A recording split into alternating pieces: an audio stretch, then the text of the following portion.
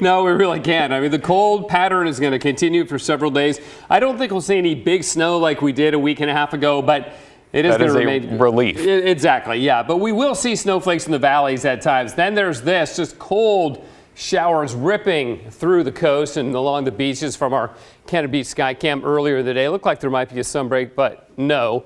More showers just poured on through, and there are lots of active showers out there right now. 0.2 of an inch of rain in Hillsborough, 1/10 of an inch in Vancouver.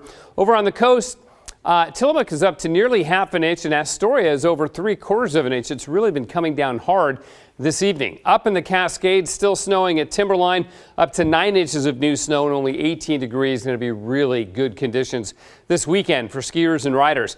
Okay, lots of rain in the valley. See the snow in the Coast Range here. As we zoom out, or we'll zoom in rather, and you can see there's snow in the West Hills too. So the snow level has come down.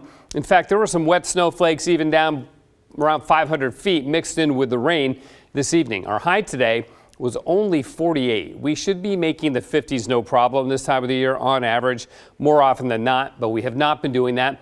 The Dalles hit 50, Hermiston 53, and this is one of the reasons why I'm not as concerned about a big snow event in Portland compared to what we did back on February 22nd when it was like single digits and teens out here. So we had a good source of cold air to draw from. That is not the case this time around yet. A little bit of an east wind will help to cool the air mass, and hence we have the winter weather advisory for the areas impacted by an east wind that should develop later on tonight into tomorrow morning. That east wind has not yet developed. It is a south wind still, and as long as we have that, the odds of getting snow will be limited. But I think it's going to switch around to the east for a few hours overnight tonight and in the morning.